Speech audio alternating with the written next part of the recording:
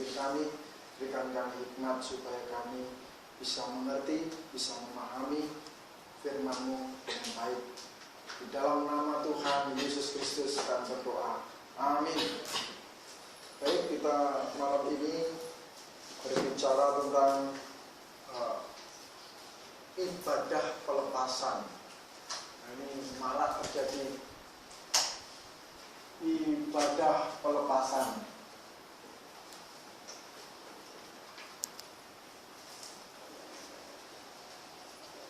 Ada satu pengertian yang salah di kalangan kekristenan berhubungan dengan kata pelepasan ini.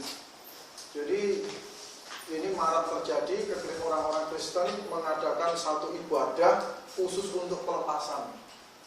Nah, ini yang akan kita clearkan malam ini, satu tema berhubungan dengan ibadah pelepasan. Banyak orang Kristen sekarang seolah-olah seperti bergaya, seperti seolah-olah dia sanggup untuk mengusir setan. Ditumpangin tangan, nama Yesus, keluar, kan begitu kadang-kadang ya. Kita lihat kan bahkan di tayangan YouTube itu banyak sekali orang-orang Kristen itu bergaya seolah-olah dia penuh kuasa. Ya tumpangin tangan seseorang dan keluar, saya perintahkan keluar dalam nama Yesus, keluar katanya. Lawan-lawan katanya. Nah, apakah memang betul demikian? Apa pandangan menurut Alkitab untuk masalah ini? Yang menarik kita perlu cermati adalah yang pertama, orang-orang ini tidak memahami sistem orang-orang yang sudah lahir baru. Begitu. Orang-orang yang sudah lahir baru. Orang-orang yang sudah lahir baru itu dimeteraikan dengan Roh Kudus. Efesus pasal 1 ayat 13, kita coba baca dulu.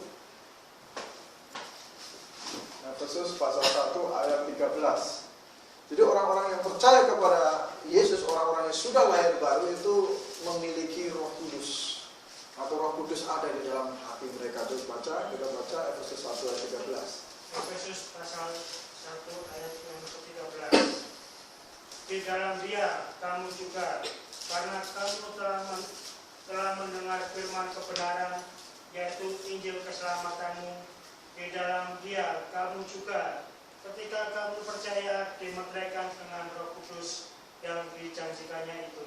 Ya, jadi ini konsep yang perlu kita perbaiki. Kesalahan ini adalah di mana di dalam ibadah pelepasan itu pertama terjadi di dalam gereja. Kedua, ibadah pelepasan itu terjadi atas orang-orang yang mengaku dirinya Kristen, kan aneh. Yang dilepaskan itu orang-orang Kristen itu sendiri. Jadi orang-orang Kristen pergi ke gereja terus dilepasin gitu katanya. Masih ada roh kegelapan di dalam diri mereka. Nah, ini yang perlu kita tegaskan. Ada satu konsep yang salah tentang kekristenan, di mana orang-orang Kristen masih dikuasai oleh roh kegelapan. Ini kan aneh sekali. Orang Kristen katanya percaya Yesus, tapi masih dikuasai oleh roh kegelapan, oleh roh jahat. Nah, ini sehingga konsep ibadah pelepasan ini tentu sangat menyimpang, sangat jauh dari akidah kekristenan itu sendiri. Nah, saya mau tunjukin di Efesus pasal 1 ayat 13, ketika kita percaya kepada Yesus, katanya itu kita dimeteraikan dengan Roh Kudus yang dijanjikan itu. Jadi kalau saya gambarin dua sosok manusia, maka yang pertama ini adalah yang saya baru gambar ini adalah orang yang belum percaya Yesus. Dan di sini ada saya dan ada iblis. Secara gampangnya begitu. Sementara orang-orang yang sudah lahir baru, ini saya bersama Kristus, iblisnya di luar. Harusnya begitu. Nah, kalau saya mengaku diri saya orang percaya di sini, maka iblis di luar. Ibadah pelepasan tidak diperlukan lagi sebenarnya. Nah, ini jadi ibadah pelepasan itu tidak diperlukan lagi untuk orang-orang yang sudah percaya atau orang-orang yang ada di dalam gereja, ada di dalam jemaat. Karena apa? Karena kebanyakan orang-orang itu yang sudah ada di dalam gereja itu mengaku dirinya Kristen, mengaku dirinya orang percaya. Jadi konsep yang perlu kita benarkan adalah yang pertama, orang yang sudah percaya kepada Yesus itu di dalam hatinya itu ada Roh Kudus.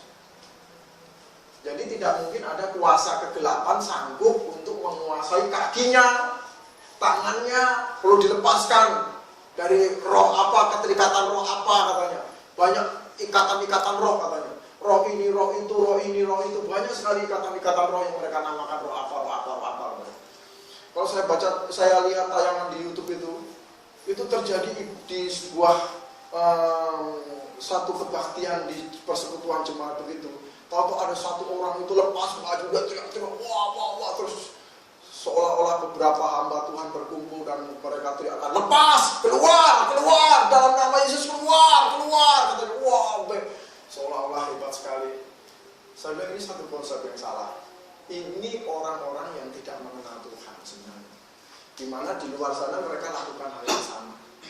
Tapi kalau orang-orang yang percaya kepada Yesus itu sudah jelas katanya. Orang-orang yang sudah lahir baru, dia dimeteraikan dengan Roh Kudus, itu nggak mungkin ada perlu dilepaskan lagi.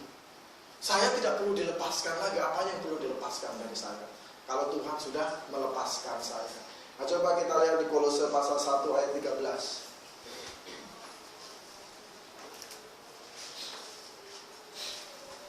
Kolose pasal 1 ayat 13. Kolose pasal pertama ayat yang ke-13. Ia telah melepaskan kita dari kuasa kegelapan dan memindahkan kita ke dalam kerajaan anaknya yang kekasih. Ya, ia telah melepaskan kita dari kuasa kegelapan. Itu jelas sekali. Ia telah melepaskan kita dari kuasa kegelapan dan memindahkannya ke dalam kerajaan anaknya yang kekasih. Dari situ kita perlu memahami tidak diperlukan lagi orang-orang yang sudah lahir baru, orang-orang Kristen, pakai gaya-gaya ditumpangin tangan, ditengking-tengking, dikeluarin iblisnya. Itu satu pengertian yang rancu, yang kacau, yang membuat orang jadi bingung. Kenapa orang sudah lahir baru, Yesus ada di dalam hati, tetapi iblisnya masih nyangkut di dalam. Jadi rancu nantinya, jadi kacau nantinya. Nah ini yang perlu kita pahami bersama, menyikapi maraknya sesuatu yang dinamakan ibadah pelepasan. Keren sekali namanya ibadah pelepasan. Tetapi sebenarnya hal seperti ini membuat jadi rancu pengertian tentang kelahiran baru. Karena orang-orang yang sudah lahir baru, Efesus pasal 1 ayat 13, ketika kamu percaya, dimeteraikan oleh Roh Kudus yang dijanjikannya. Artinya apa? Ketika kamu percaya, kamu milik Yesus. Gitu. Ketika kamu belum percaya, kamu milik iblis. Kan begitu, hamba dosa, milik iblis. Ketika kamu percaya, kamu milik Yesus. Kalau sudah jadi milik Yesus, tidak separuh milik Yesus, separuh milik iblis. Karena begitu. Jadi pakai sok-sok, pakai dilepaskan dulu ini itu supaya semuanya jadi milik Yesus gitu. Nggak perlu begitu. Justru begini, saya yakin-yakinnya kalau ada orang yang mengaku dirinya Kristen masih bisa kesurupan, sebenarnya ini orang belum percaya Yesus, belum lahir baru. Ada yang mengaku dirinya orang Kristen masih bisa kerasukan setan, wah ini belum percaya Yesus, ini belum lahir baru. Jadi jangan bangga dengan kerasukan setan. Kadang-kadang akhirnya orang Kristen itu bangga bisa sebuah kebaktian ibadah, kata mereka menyebutnya suatu ibadah begitu. Itu kalau nggak ada yang lempar kerasukan itu kayaknya ibadah itu kayaknya nggak apa itu, nggak abdul, nggak ada seperti kayak nggak ada kuasanya gitu. Jadi akhirnya perlu ada yang jatuh dari kursi, lempar terus ada yang action keluar, baru ini katanya namanya ibadah. Ini satu hal yang sebenarnya tidak perlu dan tidak masuk akal juga, tidak masuk pengajaran juga, membuat rancu juga akhirnya, di mana orang-orang Kristen yang sudah lahir baru masih setengahnya milik iblis. Ini bingung juga. Jadi di sini kita perlu tegaskan bahwa menyikapi tentang ibadah pelepasan itu tidak diperlukan lagi ketika orang-orang ini sudah lahir baru. Jadi ibadah pelepasan itu tidak diperlukan lagi untuk saat ini untuk orang-orang yang sudah lahir baru.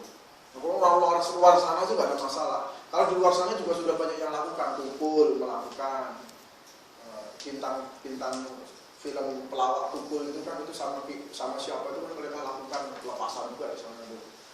Terus siapa lagi lakukan pelepasan? Kita tidak perlu begitu. Kenapa? Kita perlu yakinkan kepada seseorang bahwa kamu boleh bertobat dan menjadi milik Yesus 100%. Tidak ada milik Yesus 50%, milik iblis masih 50%. Terus pendetanya kerja musir-musir supaya kamu jadi milik Yesus 100%. Tidak ada begitu konsepnya. Ketika kamu percaya kepada Yesus, kamu milik Yesus 100%. Ketika kamu ragu-ragu, kamu tidak percaya Yesus, maka kamu juga sebenarnya saat itu masih menjadi milik hamba dosa atau milik iblis. Cuma itu. Kalau seperti itu pun kamu mau dilepaskan berkali-kali juga tetap kamu milik iblis. Oleh sebab itu perlu satu pertobatan, perlu satu kelahiran kembali supaya kita menjadi milik Yesus seutuhnya. Baik, sampai di sini tentang ibadah pelepasan ada tanggapan apa-apa, Mas? Tentang ibadah pelepasan, mengusir setan, ini hubungannya ke minggu yang lalu kita sudah bahas tentang 3 paket, mengadakan mujizat, mengusir setan dan lain sebagainya. Sekarang kita mempelajari tentang ibadah pelepasan, itu juga tentang hal mengusir setan. Ada? Kalau tidak ada, Sunday School kita saya tutup sampai di sini. Kita tutup yang